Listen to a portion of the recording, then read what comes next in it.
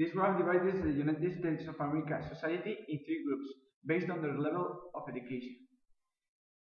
We will use this division to explain the difference between the groups in some aspects of life. As we can see on this graph, the level of study someone has a lot to do with the fact that person is unemployed or not. As we know, the United States of America has suffered a lot from the crisis of 2008. And as we can see with the data from the OCDE, the people with less formation have suffered the most. Indeed, 16.2% of people who don't have secondary studies are unemployed, while from the group of people with secondary studies there is a 10.2% of unemployment rate, which is a decrease of around 58.82% on the unemployment rate. Moreover, if we move to people with tertiary studies, only 4.9% are unemployed, which makes us feel positive in the sense that even though the economy is still suffering, we see that people with studies are much less unemployed. Exactly, their unemployment rate is 230.6% smaller than the people with only primary studies. So, as we deduce from this graph, studying is positive in what finding a job and stopping from being an unemployed person is respected. The graph of the employment rate has a lot to do with the graph previously commented of unemployment. As we can see, the more you study, the bigger are the chances to find a job.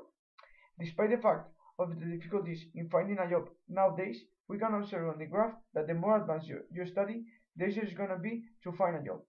Referring to the data on the graph, we observe people with less than upper secondary studies have only a 51% of employment rate. In other words, 1 out of 2 persons are employed.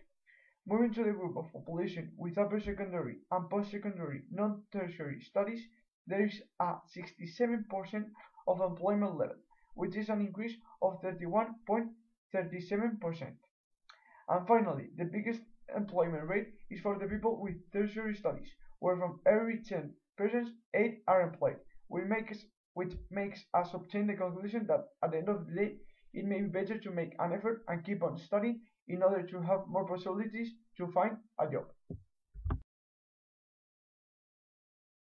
Firstly, we must explain that we are taking as reference that people with upper secondary studies and post-secondary non-tertiary earn 100 monetary units.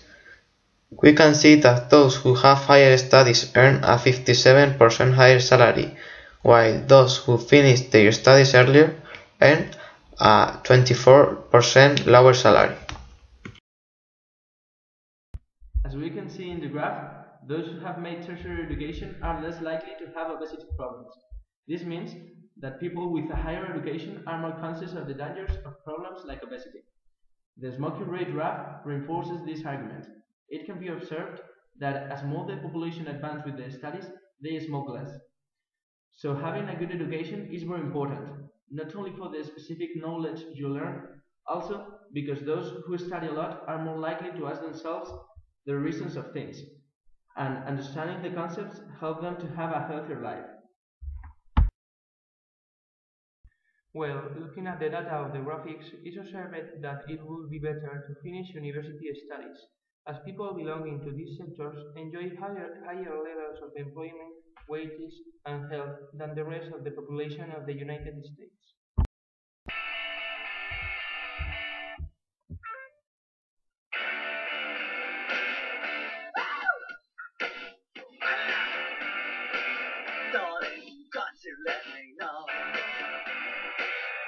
Should I stay or should I go? If you say that you are mine, I'll be here till the end of time.